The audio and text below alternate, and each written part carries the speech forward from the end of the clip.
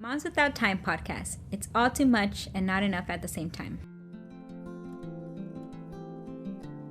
Hello and welcome to Moms Without Time podcast, a show where two moms share their own experiences, thoughts, ideas, and tips on all things being a mom.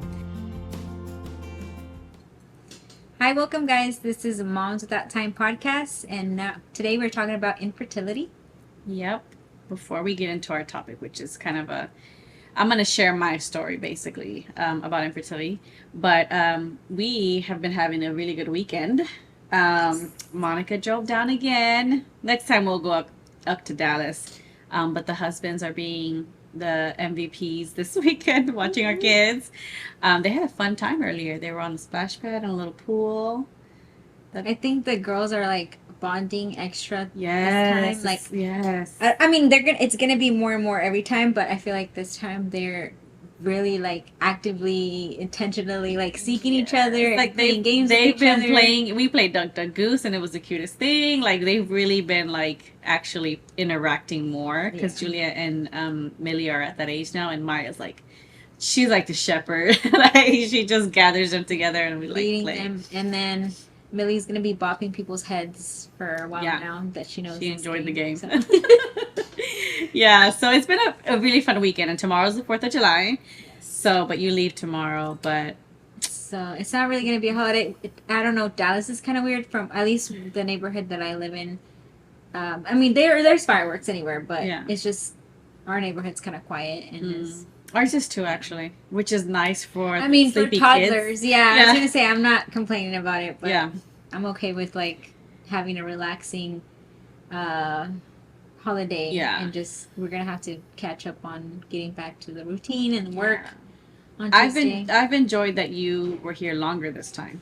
Yeah, I know. It just always feels like we're rushing to see each other and like the podcast or like the girls have an activity or something, and then like the rest of the family. And so we got to do a little bit of each. It felt a lot more relaxed. Like we weren't freaking out over naps and bedtime this time. So it's been nice. But the girls only have one nap now. So it's really nice. One nap is amazing. Love it. I try to keep it as long as possible. Maya's still napping. Yeah. I think she'll stop at 4. Really? 4 years old. Yeah. Think so? I think so. I feel like when I was growing up, I was in school like in 1st grade, and I was still having a nap. But listen, I don't know anything about the school system. I don't know if schools still offer naps. I just don't know. I don't know anything.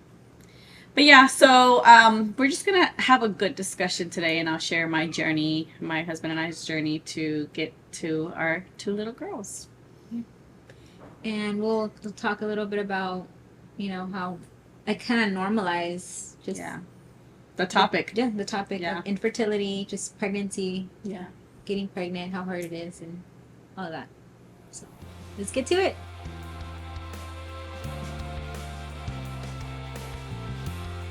Yep. This is a topic that I know all too well, unfortunately.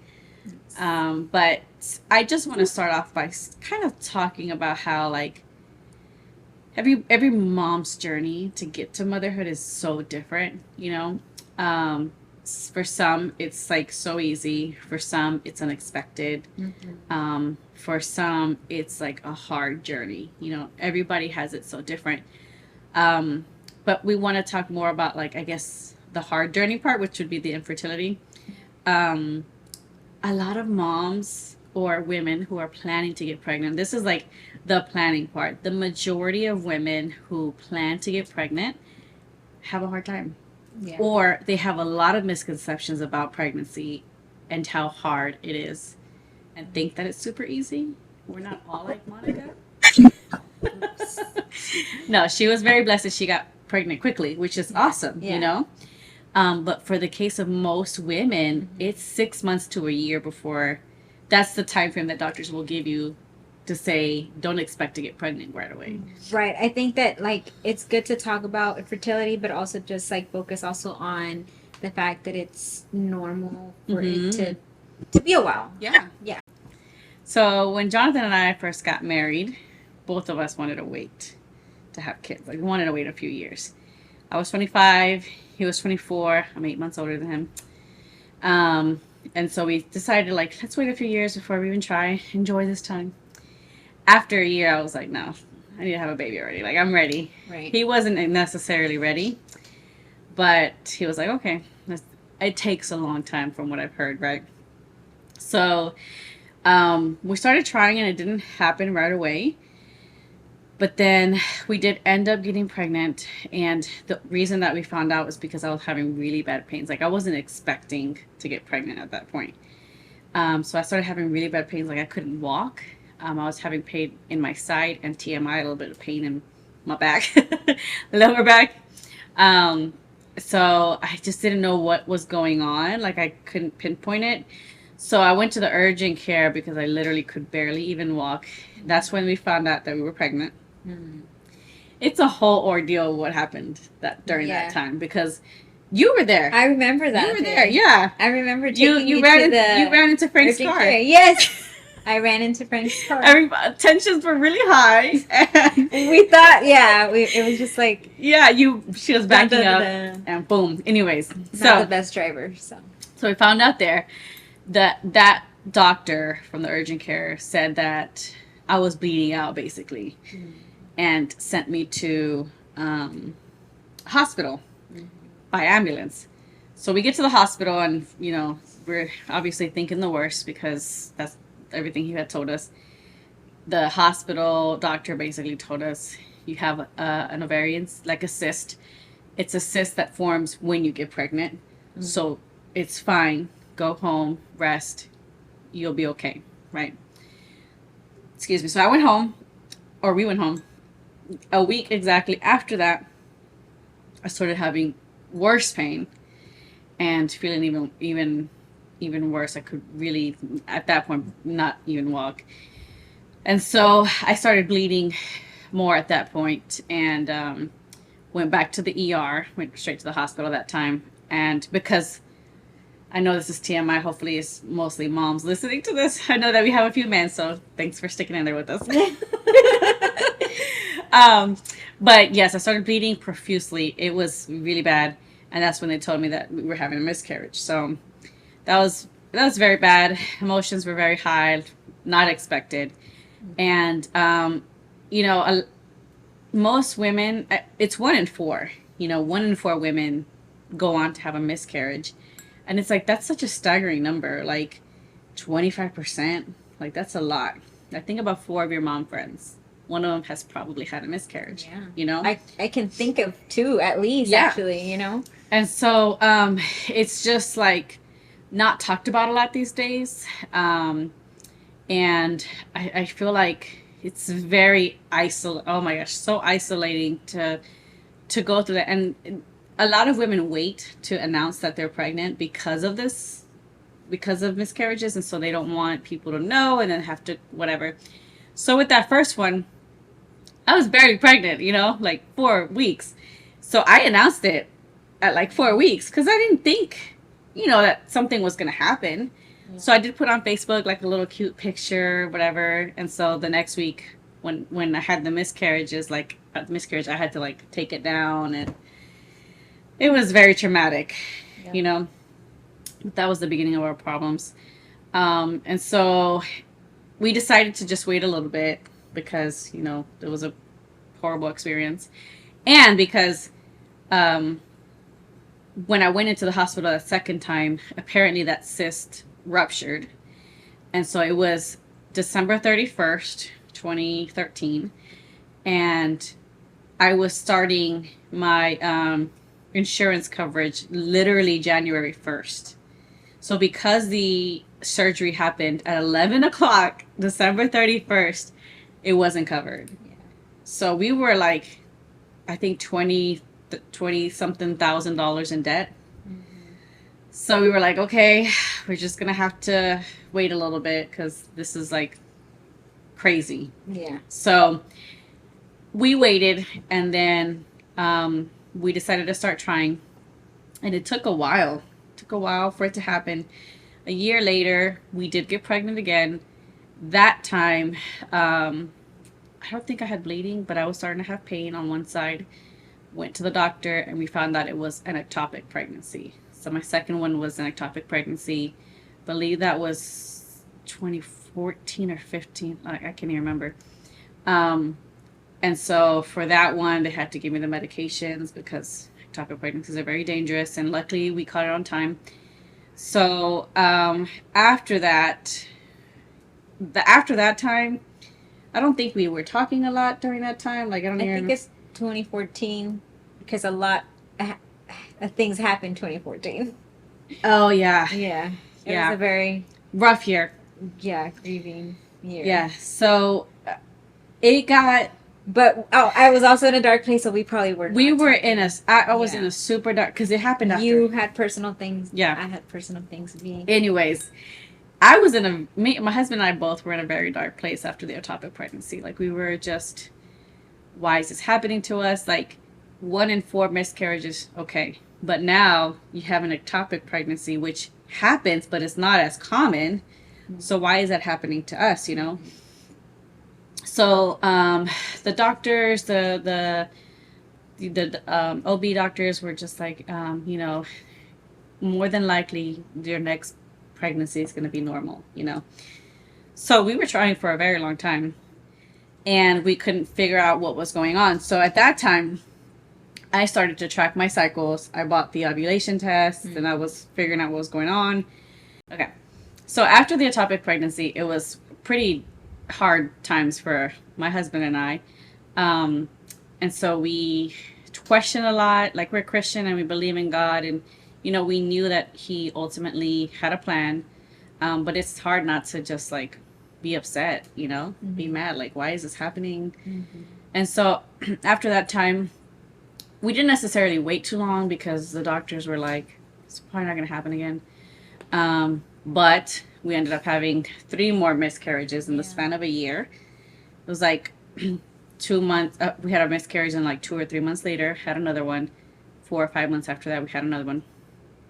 And so the doctors pretty much will tell you that they won't look into things, which is crazy, until after your 3rd miscarriage. That was 4 miscarriages and an ectopic pregnancy for us. So we actually started meeting with a fertility doctor to find out what was going on. I started tracking my cycles to see, you know, the ovulation, timing, and all that. So we also had like a hysteroscopy done. That's where they go in, check out your uterus. Apparently I had a lot of scar tissue in my fallopian tube.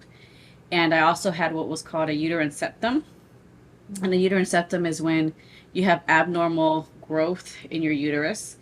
And so any egg, embryo that plants there, that implants in the septum, there's not enough like viable tissue or not enough blood flow to that area to where it can survive. So I had a surgery to like kind of shave that off. They like cut that off and then they cleared up the scar tissue. So after that, I really started tracking my cycles because the fertility doctor wanted to know exactly what was going on.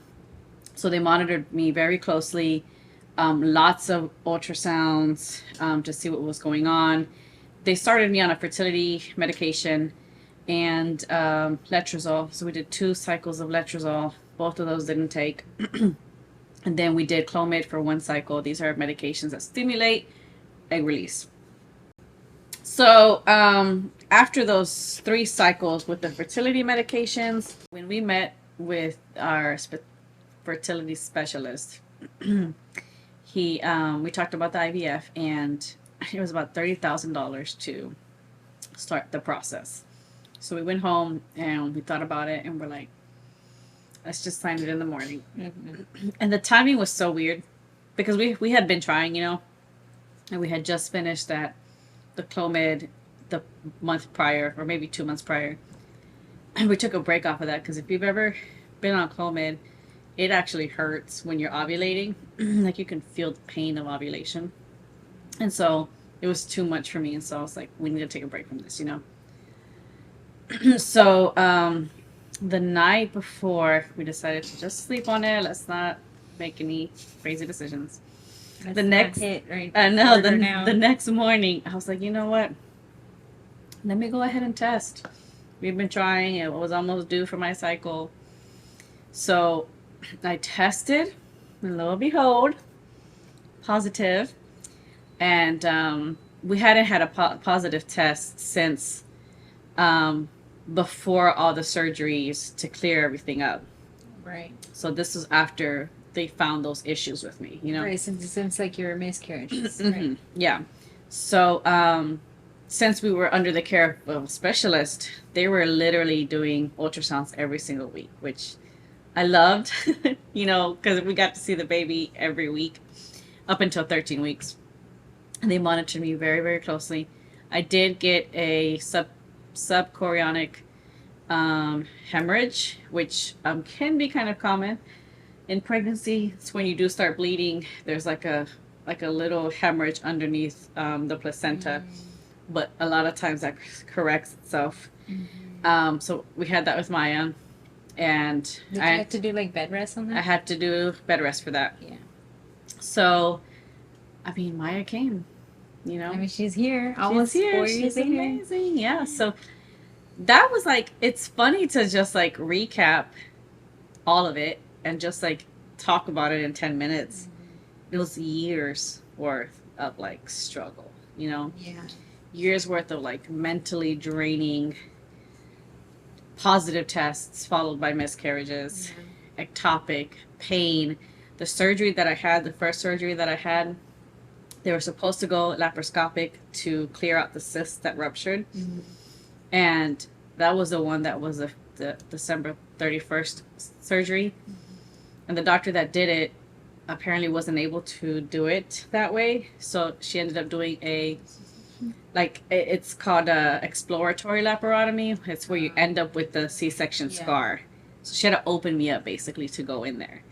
So recovery from that was pretty awful. It was like about a month that I was just like, can barely even get out of bed because, you know, they go through your abdomen, your muscles and everything. And so it was like a really rough recovery. So like, it's so crazy to like talk about it now and just like kind of remember the times and everything that we went through. It feels like such a distant memory, but I can remember a lot of those feelings when things were happening, and especially after the ectopic when it got like really dark, you know. I feel like during the 3 miscarriages after that, like I was like almost numb. Like my emotions weren't anywhere that they were at beforehand, but because I think I was like trying to detach myself from the feelings. You know what I mean? Does that make sense?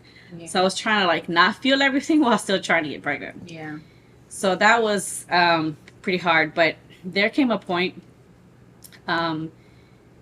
in trying, and it was after all of them, the miscarriages before Maya, that I was at church, and my pastor was, I don't remember the sermon a lot, but I know it had to do with like relying on God and like leaving all your worries to him.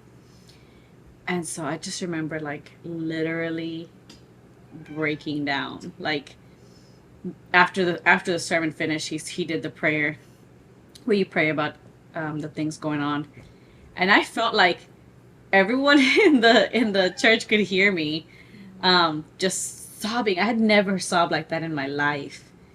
Like uncontrollable sobbing. You barely even cry. She barely even cries. I'm not a crier. Yeah. Like I really don't, I don't really cry much. And that was like in public, and it was total breakdown of like, this is it. I'm going to give it to God. Whatever happens, I'm going to be content, you know?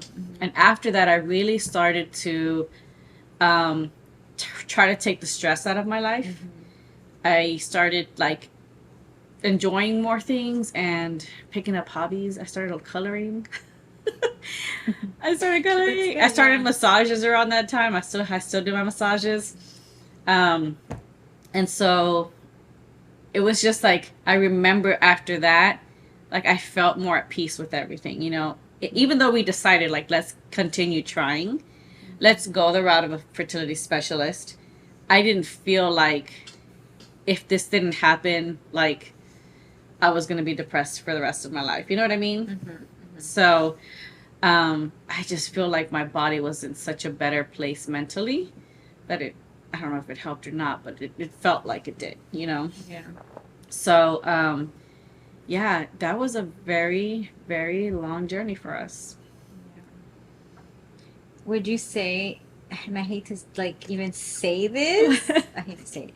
Would you say that even that story, other people would count that as like lucky? Yeah, for sure. So many women out there, like so many women out there who go through this type of experience of infertility and still not have answers and still not have the child that they long for. And there's also many women out there who maybe have had their first child and then maybe years later want to try again, and all of a sudden now they have, you know, secondary infertility where they had a baby before but now they can't, for some reason, are going through the process of not being able to have another one. You know what I mean? So I mean, lucky is kind of a hard word to like put into like a perspective of like, is it luck, is it a, like even saying that it's a blessing can be hurtful to other people.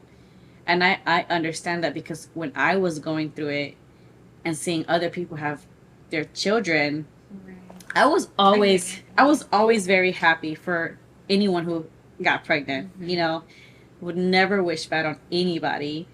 It was more like, why can't it be me?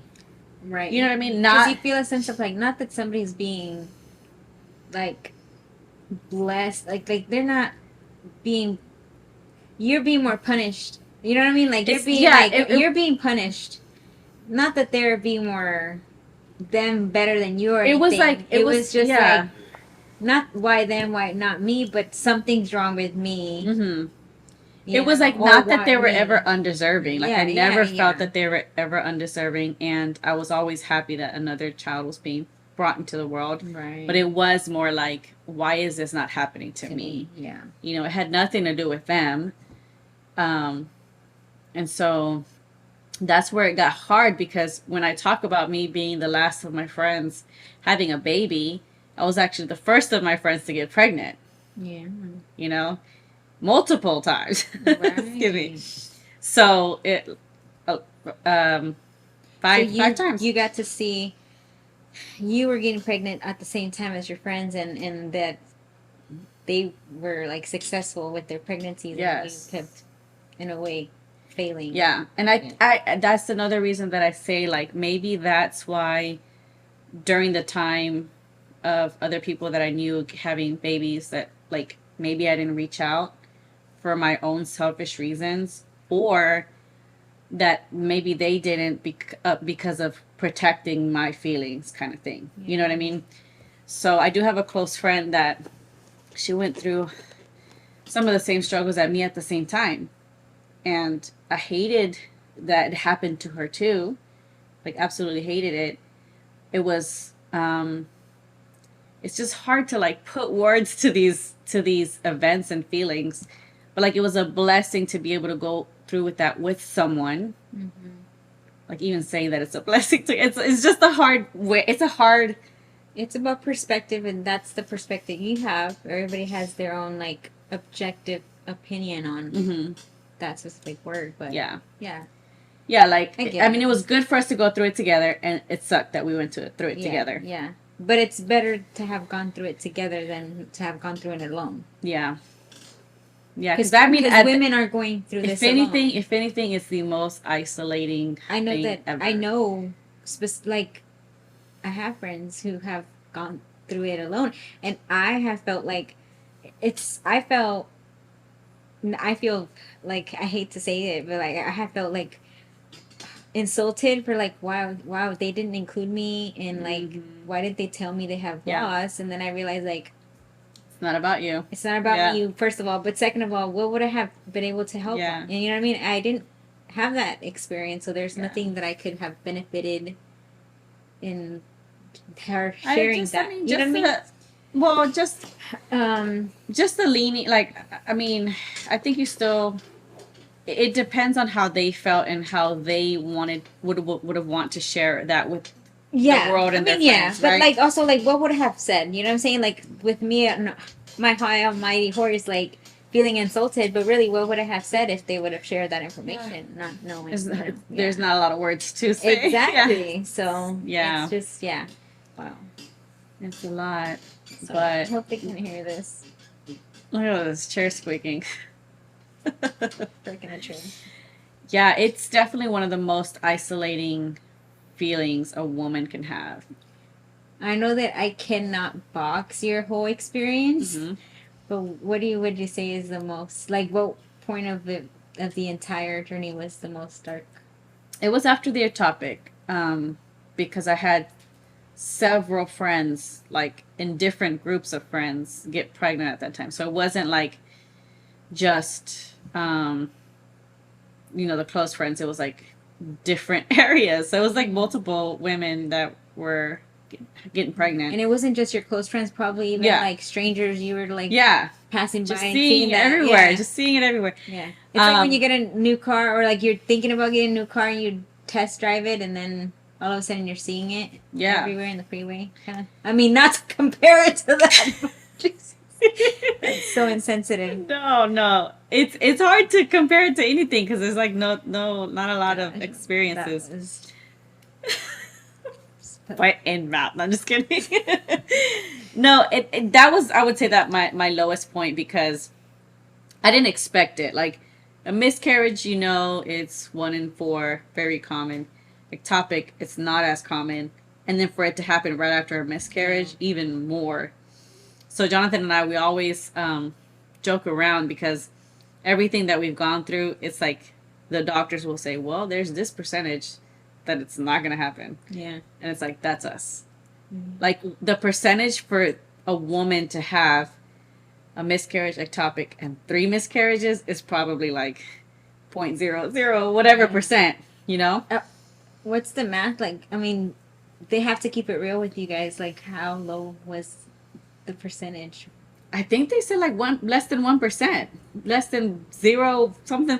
Yeah. I can't remember. We always joke about it, but it's like 1% or less, even less than that. Right. So, if my numbers are wrong, don't quote me on it, because the doctor's gonna. That was so long ago. I know. Melissa. I know. No, I mean, I'm sure it's low. There's no way it's not. It's low. Yeah. So, yeah, when we were talking about like not knowing that someone's had a miscarriage, I've had friends that end up with their getting pregnant, having their baby, and then later saying like, I had one. Baby, yeah, and so it's like you don't know if you should put your feelings out into the world like that, but that's why it's so isolating, because nobody wants to talk about it. Yeah, it's more talked about now because of social media. Like everything, a lot of things come back to social media, but there's so many things out there, like support systems and groups and things like that, where you can go and scroll and see all these people that are going through the same thing that you did. Kind of find a little bit of solidarity with that. It's also kind of sad at the same time, because you don't wish that on anybody. But yeah, it was a long, hard journey, and then my pregnancies have been rough too. And it's so hard, because you want to be able to feel everything you feel. Yeah. And you want to be able to complain. I've had very rough pregnancies. Yeah. So Maya, like, I lost 15 pounds with her because of all the nausea and vomiting.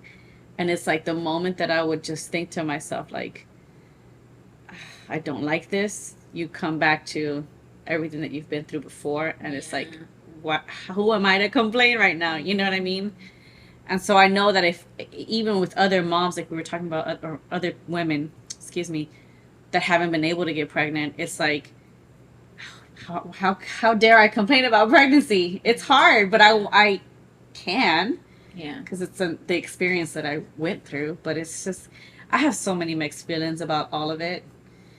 because of my own experiences that sometimes I don't know like where I'm even at, you know. Yeah. But I think you have a good balance because, I mean, for example, she lets me complain. I have nothing to complain about. So Everybody's entitled to their own experiences. That's the crazy. thing. Yeah. And I do know some women that have tried a very long time and can't. Some of the, I guess, more common reasons to have infertility, from what I learned about myself, is a lot of women have low progesterone. So if you're someone that's had a miscarriage or even two, that's something to talk to your doctor about, because they won't test low progesterone until after the third miscarriage, and that makes no sense to me. I think that needs to change.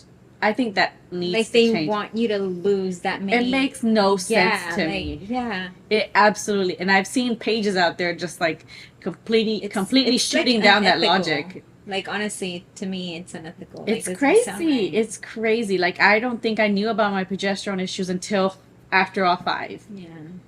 It's like, it sucks to think about it, because it's like, could this have been avoided?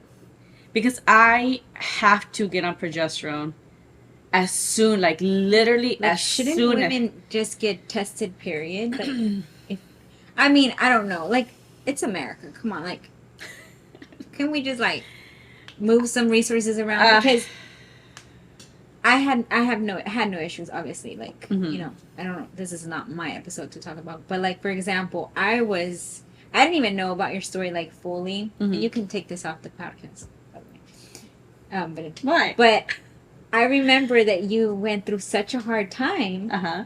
And then when I was in a dark place and finding out that you were, like, not being able to have a kid, and I had just met Victor, and we were just dating. And I told Victor, I'm thinking about telling Melissa that I'll have her kid, that I'll carry her kid. Oh, that's so sweet. And he was like, that's weird. I was like, I don't care. I'm going to do it. Because at that time, it would have been the perfect time because I wasn't married to anybody. Yeah. But looking back, I'm like, that would have been weird. But no, I really was considering. That's like, your heart behind it. Yeah. Like, thinking, I'm like, I could totally, like, why not? Like, why not my niece, you know? Yeah.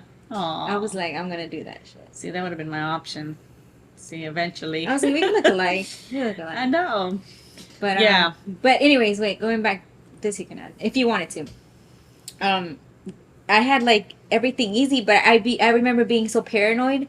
So that when I first decided that I wanted to have a kid, I told my OB-GYN, like, is there any tests you can run to find out what my odds are? Because I'm not trying to get my heart broken. And she just laughed at me and she said, no, not until we have any issues. Like, and it just kind of sucks to find out that women have to have, like, to have to go through loss to really dig into it. You know what I mean? Well, the normal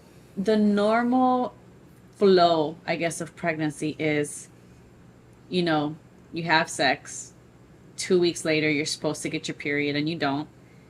So, depending on how you are, if you wait or take the test right away, if you get the positive, you schedule an appointment with your doctor. They don't schedule it right away. Right. They will wait until like you're 8 weeks or something, 6 or 8 weeks, depending on. I scheduled my thing when I was like 4 weeks. Depending on the OB that you have, they won't schedule it right away. So for low progesterone, you need to know when you test positive what your progesterone levels are at. Right. So when I test positive, I have to get on progesterone right away because my progesterone is like non-existent. Yeah. And without progesterone, your fetus baby won't survive. So it's like most women don't even know that they have low progesterone because they didn't go to the doctor until after it was all said and done, and it's too late to test for that then, you know? Yeah. So, in my opinion, and I'm not an expert on this, so if you are, I'm sorry, you disagree. But just because I've been through the experience, in my opinion, if you have a miscarriage, I feel like if you're planning the pregnancy, like a lot of people, it's not planned and they go on to wait or whatever. But if you're planning to have the next one right after, and you get pregnant, you need to be monitored and checked for that so that you don't have another miscarriages if you are a person that has low progesterone. It's not that common either to have low progesterone like me. Yeah. So I can see why they don't test it, Mm-hmm. because it's not that common for it to happen. Mm-hmm. So that's one of the reasons that you can. That's one of the reasons. I had many reasons. I had low progesterone. I had cysts. I had the uterine septum. I had the fallopian tube scar tissue. What else? I think that's it. But that's a lot of reasons why everything happened to us, you know? Some tips that I have, these are not foolproof tips, but they did help that one out. So some tips that I have. Like 100%. Yeah. I've given these tips out before, guys, and they mostly have worked, but everybody's different, so it's not going to work for everybody. Right. But the ovulation tests are so important. The kits, yeah. The kits. So I love giving the tips out, but just know that they don't work for everyone. You know, I don't want anyone's hope to get anyone's hope up and thinking like, if I follow this, I'm going to get pregnant. Like, that's not how it works. Because you also used it too, right? You said at the beginning. Yeah, I always use it. No. But even like during your infertility, yeah, you were using it at some point during. Yeah, not getting pregnant. Yeah, exactly. I also have what's called a short luteal phase. So much going on. I ovulate very late. Yeah. I ovulate very late. So normal ovulation in the day, or I'm kidding. Just kidding. Normal ovulation is day 14 to 15 to 16. I ovulate around day 21 to day 22. So that's one of the reasons I wasn't getting pregnant early on, is because you're told like you ovulate in the middle of the month around day 14. And so we were trying around that time. So y'all were having sex on the wrong day. And it wasn't happening. And so by day 21, 22, we're exhausted. So we were not increasing our chances at that point. But once I started testing, using the ovulation test, that's when I found out I'm not ovulating at normal times. I'm ovulating way later, you know? So those tests are the first things that can help you just determine, like, are you ovulating right? Yeah. Are you ovulating at all? Yeah. So you can get them at Amazon. We'll link it. And it helped me just because I hadn't had a period in 3 years. Mm-hmm. So I needed to use that because I was like, I haven't had a period, so I don't know when I will be. Yeah. I don't know anything. You never even got the period, did you? I didn't even get my period. Yeah, you went from not getting a period, getting off birth control, to being pregnant. Yeah. So sorry. The ovulation test was really good for you. Yeah. So what you do with the ovulation test, you want to start after your period finishes. I would just start it at, like, they say to start like around day 9 to 10, but I would just start after, just in case. And do it once a day or twice a day if you really, because ovulation is a 12-hour window. Yeah. So that's why they recommend twice a day. But you keep testing up until like once you see the ovulation, you'll see it on the test. But if you don't ovulate, just keep testing until you get your period again. Track it for 3 months, because usually you don't get pregnant right away. Track it for 3 months so that you can see like around what time you're ovulating to increase your chances. Another thing that helps is what was it called? The lube? Pre-seed. Pre-seed. We'll link it too. Do not use Do not show it to your husband. Yeah. Do not use the good lube. Yeah. Use this thing because it's very sperm friendly. Just put in the dark so they don't see the packaging. Yeah. So that stuff is really good. Really good. What else was it? There was like 3 things. That's the only 2 things that I needed. I know. I mean, I'm sorry. Everybody's different. Everybody's different. Yeah, a lot of women get so worried because they're like on. I was 4 months of trying and nothing's happening. But see, like, it's normal. It's normal for that to happen.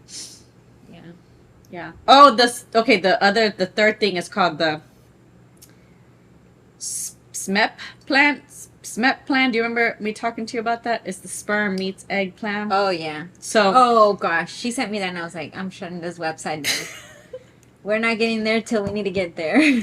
So no, that just means like you want to have sex every other day, and then maybe I guess maybe you I did, yeah, because right before ovulation.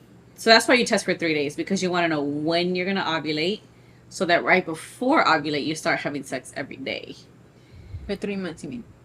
Yeah, so you want to test for 3 months so that you know an average of when you're ovulating. Yeah. So that when you can have sex on prime ovulation. Yes. Yeah. So you want to have every other day primes, and then off, and then go again. And then every day, yeah. Yeah. Until the end of that. So it's called this. Honestly, I've been trying to track Millie's conception, and it's a very yours is gonna be hard because you never had the first period. Yeah. You didn't have the day 0. I'll be honest. It just. Yeah. So that's another thing that helps, because if you do it every single day, you don't give the guy a chance to build up.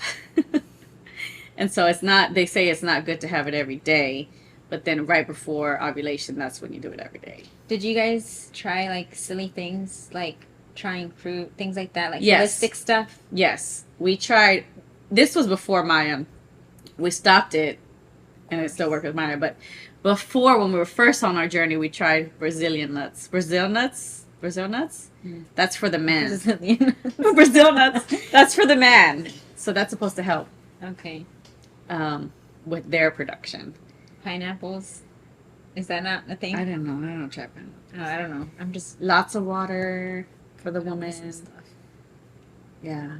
There's some, I don't know, some fruit from. That's the only thing I think we actually tried that was holistic. Don't quote me on the pineapple. I literally just I think I've heard it from somewhere. Read it on YouTube or something. Yeah. So, I mean, wow. I definitely think, like, if you're going through something like that, talk to your doctor about progesterone would be the number one thing that I feel like, if you've had miscarriages, to find out. But if you're having infertility issues, or you haven't seen a doctor about it yet, you just have been trying and nothing, the first thing I would suggest is the ovulation kit.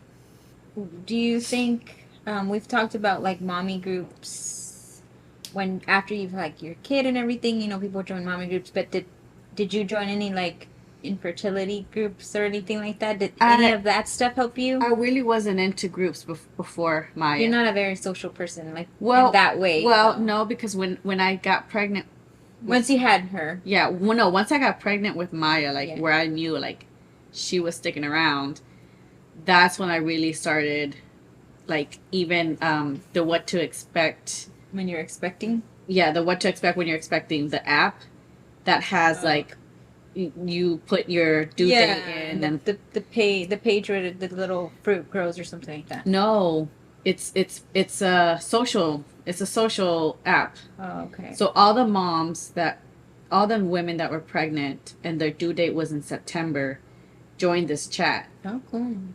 It's very addictive. It's very addictive, and like, you see everybody progress. You see people lose their babies. Yeah, you see people have their babies very early. So maybe not. I had to get off. Would you say avoid that? I would avoid it. I would avoid it, because I was pretty anxious because of it. Yeah. So before that, I was never into the groups or the social things. But after that, like, I started joining that, and then when Maya got here, I started joining like the picky eaters and all this crazy stuff. Yeah.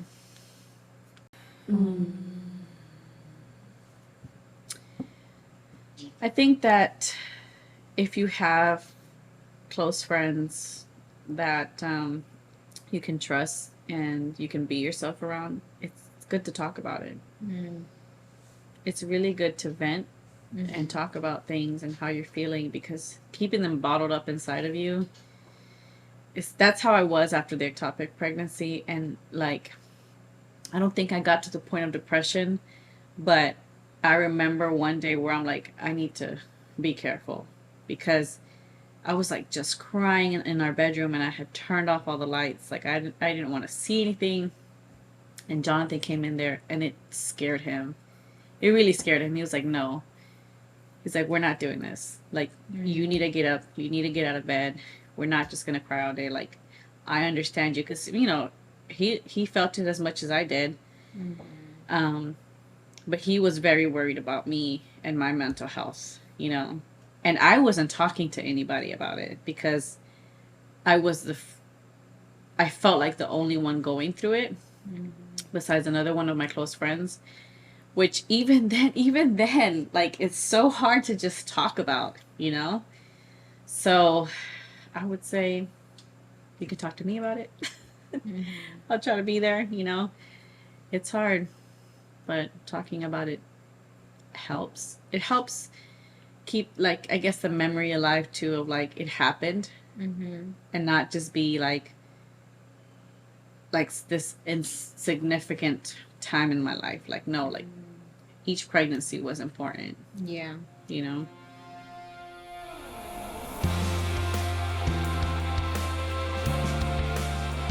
So we're going to do an anti-mom guilt for this episode because so many women who go through infertility or go through miscarriages, loss of a baby, blame themselves, have so much guilt about things, and if not 100%, almost all of it is completely out of our control.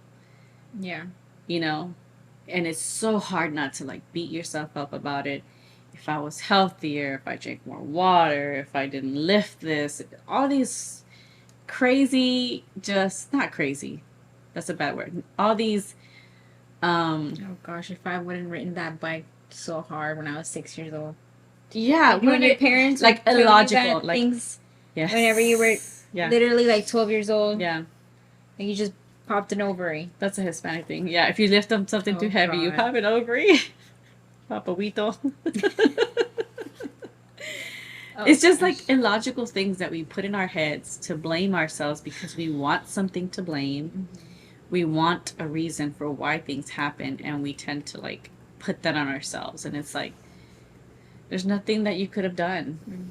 You know? The majority of women who go through these aren't looking for something bad to happen. Yeah. You know, so just remember that. And you guys are not bad people that deserve bad things happen to you. Yeah. Yeah. But just remember, like, don't blame yourself because that just makes your mental health even worse. It's just things that happen that are out of our control. You know? Sorry to end it so. Blah. But infertility is sad. So. Yeah. I'm glad that you're able to shine some light. And hopefully. I kind of feel like I rambled a little bit. No, I think most people want to hear stories. Other stories. Yeah. Yeah. Yeah. It's a hard topic. Like, I never have fully, like, I mean, I have talked about this, but not like 1 to 2 to 3 to 4, like, back to back. So I do feel like after we end this recording, I'll be like, I forgot to say this. But so hopefully I can, like, shed some light on some of it, maybe help with a few things if you had questions, and just let y'all know that I'm here if you want to talk or reach out to someone. I get it. I've been there. So thanks for joining us, and make sure you subscribe to our channel and follow us on Instagram at Moms Without Time. See you. Thank you for watching us here on YouTube. Make sure you hit the subscribe button and follow us on Instagram at Moms Without Time. For more information, visit our website at momswithouttime.com and email us at connect@momswithouttime.com.